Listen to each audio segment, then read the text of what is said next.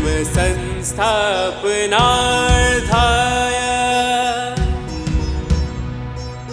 संभवामि युगे युगे संभवामि युगे युगे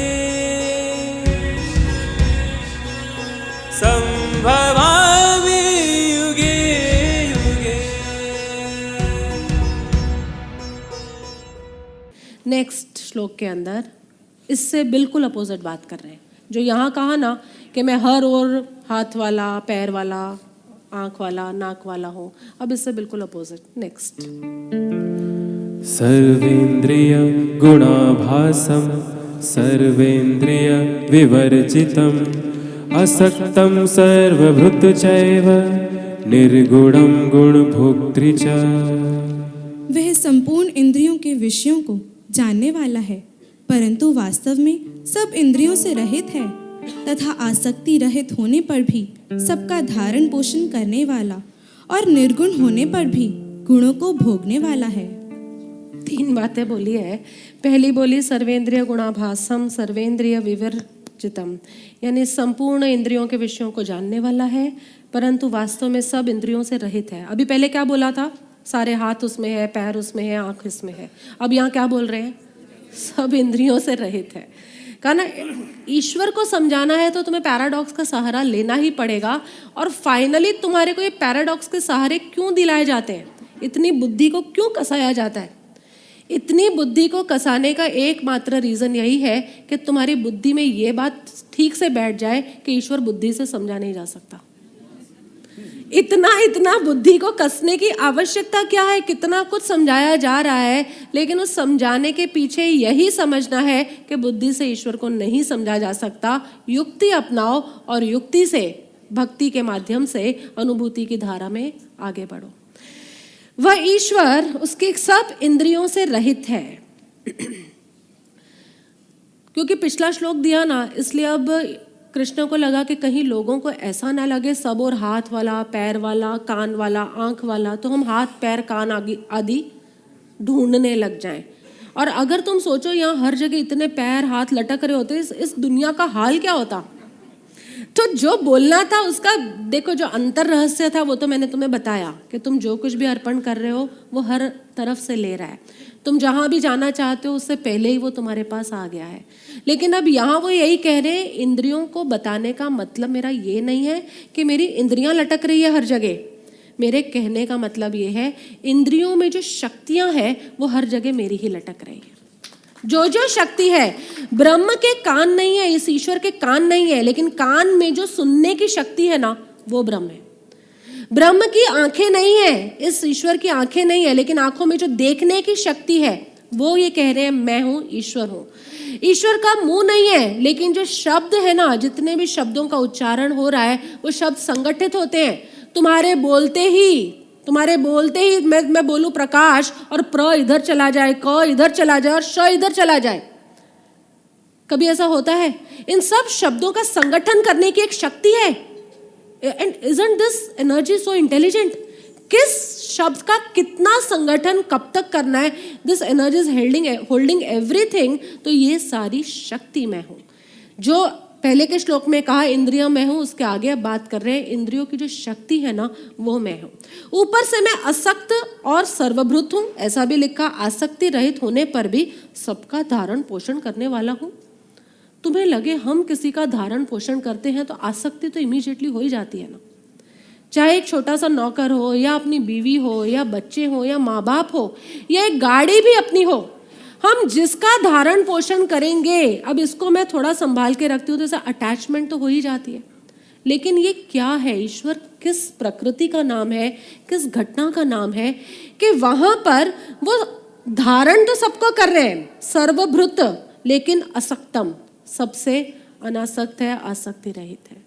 इसको तुम ऐसे समझो कि कभी मूवी देखने गए हो हॉल में, तो स्क्रीन होती है, स्क्रीन के ऊपर मूवी चलती है।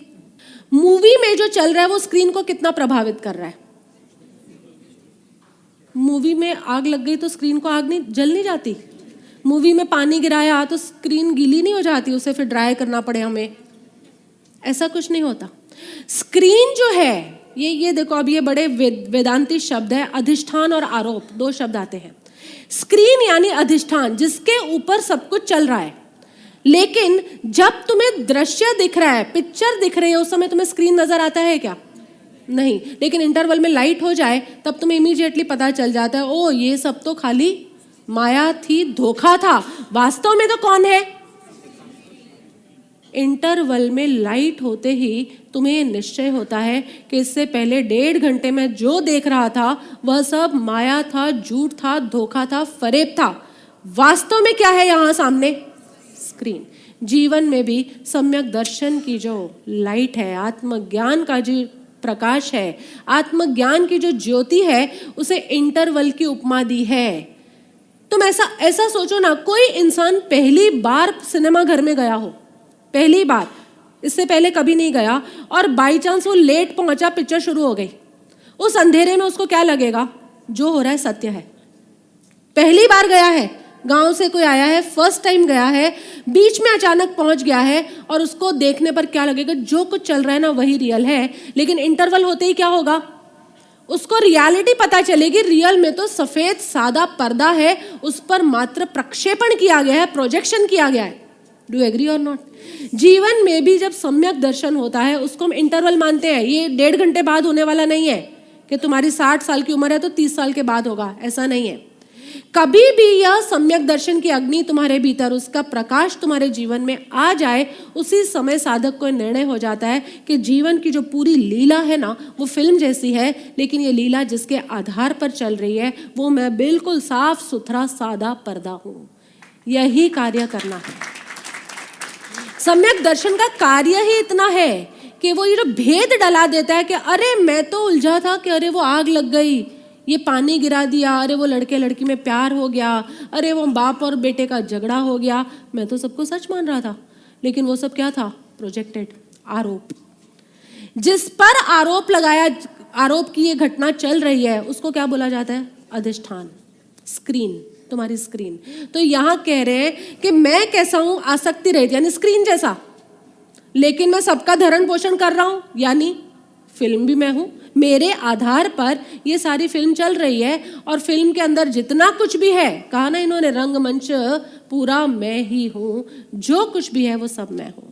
तीसरा कह रहे हैं कि वो निर्गुण होने के बावजूद भी गुणों को भोगने वाला है। वाह, मजा आ गया। निर्गुण है, ये तीनों गुण उसमें नहीं है कि नहीं है? तीनों गुण से पार है। रहित का मतलब होता है पार, तीनों गुणों से पार है, लेकिन फिर भी वो इस पूरे प्ले को एंजॉय कर रहा है। Is enjoying the entire play. कहने का तात्पर्य बस इतना है, जैसे जैसे ईश्वर का स्वरूप समझकर हम भी इस पूरी लीला को एंजॉय करते हैं, चाहे गिटार बजाने की लीला, चाहे नीचे अंडर वाटर सर्फिंग करने की लीला, चाहे यहाँ इसके ऊपर बैठने की लीला, कोई भी लीला है, जब भी हम इस लीला को एंजॉय करने लगते हैं, तब उस लीला के ऊपर हम अपने ईश्वर तत्व की अनुभूति के और निकट आने लग जाते हैं। यही कह रहे हैं, मैं गुणों को भोगता हूं, मैं निर्गुण हूं, लेकिन फिर भी उन गुणों को मैं भोगता हूं, मतलब खूब ब्लिसफुली मैं उन सबको एंजॉय करता हूं। हमें भी अपने जीवन में युक्ति यही है। लीला के अंदर जो भी आ रहा है, किसी को कैंसर हो गया है, कोई अपना मर रहा है, कोई अपना अपने से बिछड़ रहा है, लेकिन मर कौन रहा है यहाँ? वस्त्र परिवर्तन ले लो प्रभु। आज से एसआरएम के अंदर यदि तुम सच में एसआरएम के साथ डिवोटेड हो ना, तो किसी की भी मृत्यु की बात हो ना, तो तुम्हारे मुंह से मृत्यु शब्द नहीं निकलेगा, तुम्हारे मुंह से निकलेगा वस्त्र परिवर्तन हुआ। Do you agree? वस्त्र परिवर्तन। और ये मात्र शब्द के परिवर्तन करने से तुम्हारे भावों में परिवर्तन हो जाएगा कि नहीं? बस, अरे वस्त्र परिवर्तन की घटना हुई है, इतना शोर क्यों मचा रहे हो? इसका इतना शौक क्या? जो इस पूरी लीला को एंजॉय करता है, शांत रहता है, प्रसन्न रहता है, निराकुल रहता है, मस्ती में रहता है। प्रसंग अनुसार कोई मर गया है तो तुम आनंद में नहीं होगे, तुम मस्ती में नहीं होगे, लेकिन तब तुम शांत होगे। कहीं कुछ ईश्वर के बारे में सुन लिया, तब तुम शांत रहे तो तुम सो रहे हो। इसका मतलब ईश्वर की इतनी रहस्यात्मक बातें सुनकर तुम यूं उछलने ना लग जाओ, तो इसका मतलब है उस अनुकूल आचरण नहीं हुआ।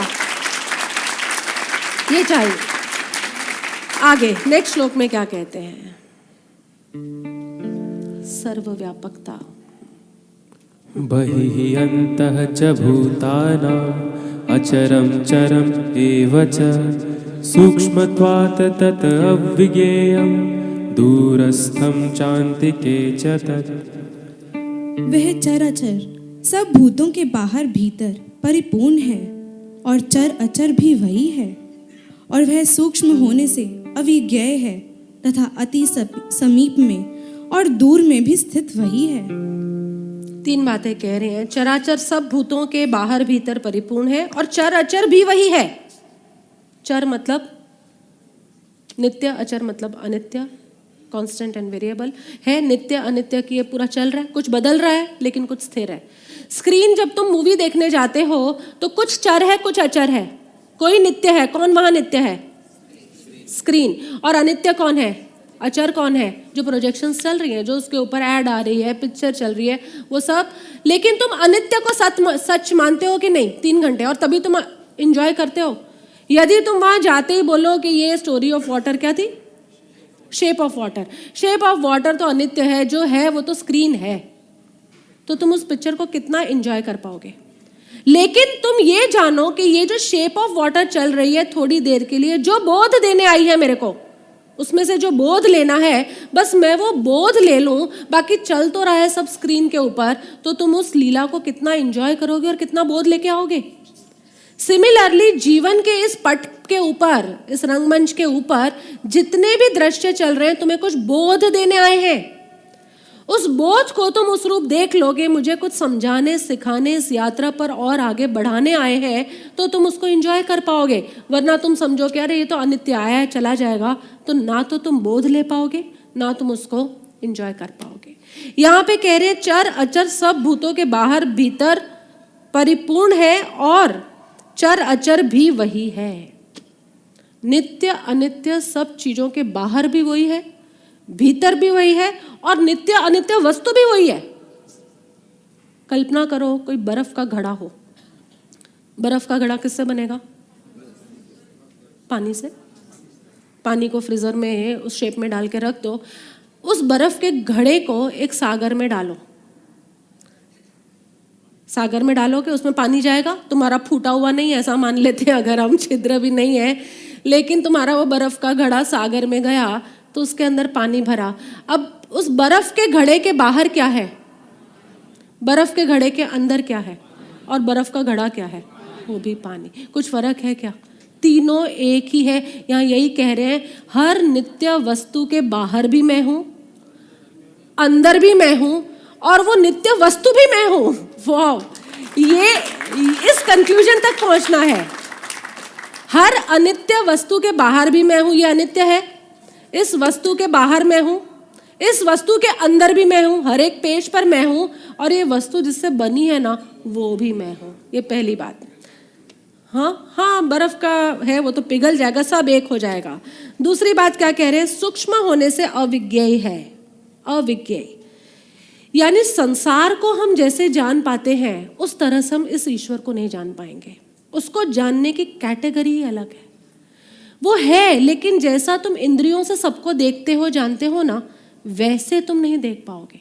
जैसे दाल में नमक है, नमक दाल में है, दिखता है तुम्हें, लेकिन है कि नहीं है? तो कैसे है? तुमने निश्चय कैसे किया? तुमने तो बनाते हुए किसी को देखा भी नहीं था। स्वाद से, स्वाद से। यही बात कह रहे हैं कि मैं अविज्ञेयम हूं, यानी मेरा ऐसा कोई प्रत्यक्ष अनुभव नहीं होगा, लेकिन मेरा तुम्हारे स्वाद से अनुभव होगा। तुम्हारे जीवन का स्वाद जब आनंद और रस और मस्ती से भर जाएगा, वो स्वाद मेरा है। इसलिए मैं अविज्ञेय हूं, यानी जैसे तुम और ज्ञेयों को जानते हो उस तरह से तुम मुझे नहीं जान पाओगे। जैसे तुमने ये देखा, जैसे तुमने ये देखा, जैसे तुमने किसी ध्वनि को सुना कानों से, वैसे तुम मुझे नहीं सुन पाओगे, नहीं देख पाओगे। लेकिन मेरे को देखने जानने का ढंग है भीतर का स्वाद, भीतर का रस। और तीसरी बात कहते हैं अति समीप से भी समीप है और दूर से भी दूर है। शाबाश। निकट से भी निकट है और दूर से भी दूर है। निकट से निकट क्या है? अभी मैं कहूँ ये मेरे सबसे निकट है, तुम कहोगे नहीं प्रभु उसके आगे ये शॉल है, उससे भी निकट कुछ है, उससे भी निकट, और अंदर अंदर जाते जाओ। वो कहते हैं तुम जितना भी कर लोगे ना, तुम यहाँ से चीर के पीछे पहुंच जाओगे, लेकिन हर जगह निकट से निकट भी वही है और दूर से दूर भी वही है। और जब ये नियम है, कोई चीज एक लेवल के निकट आ जाती है ना, तब उसका दर्शन नहीं होता, केवल उसका एहसास होता है। ये चश्मा भी है ना, इस लेवल से ये इन सब चीजों को देख रहा है। अब ये आप ये रमेश प्रभु थोड़े और मेरे पास आ जाएं, और पास और पास और पास, एक थोड़े डिस्टेंस के बाद ना मैं उनको देख नहीं पाऊंगी, ऐसा है कि नहीं? अब ये निकट से भी निकट है और दूर से भी दूर है, उसको तो देखने का सवाल ही नहीं उठता। इसलिए इसको देखा नहीं जा सकता। इसको देखने के लिए कोई काजल चाहिए ना, तो वही युक्ति इन सत्संगों में बताई जा रही है। जो कह रहे हैं ना कोई काजल चाहिए, तो यह युक्ति और यह दृष्टि ही सत्संग में देता है। नेक्स्ट, अविभक्तं च भूतेषु विभक्तं इव च स्थितं भूतभर्त्रे च तद्ज्ञेयं ग्रसिष्णु प्रभविष्णु च। वह परमात्मा विभाग रहित एक रूप से आकाश के सदृश परिपूर्ण होने पर भी चराचर संपूर्ण भूतों में विभक्त सा स्थित प्रतीत होता है, तथा वह जानने योग्य परमात्मा विष्णु रूप से भूतों को धारण पोषण करने वाला और रुद्र रूप से संहार करने वाला तथा ब्रह्मा रूप से सबको उत्पन्न करने वाला है। शाबाश, ब्रह्मा विष्णु रुद्र सारे आ गए अब। तथा वह परमात्मा विभाग रहित एक रूप से आकाश के सदृश परिपूर्ण होने पर भी चराचर संपूर्ण भूतों में विभक्त सा स्थित प्रतीत होता है। लिखा है तुम्हारी बुक में, प्रतीत होता है, हो नहीं जाता। जैसे ये हॉल है, इस हॉल में एक आकाश है और हॉल से बाहर भी एक आकाश है, अलग अलग होंगे दोनों।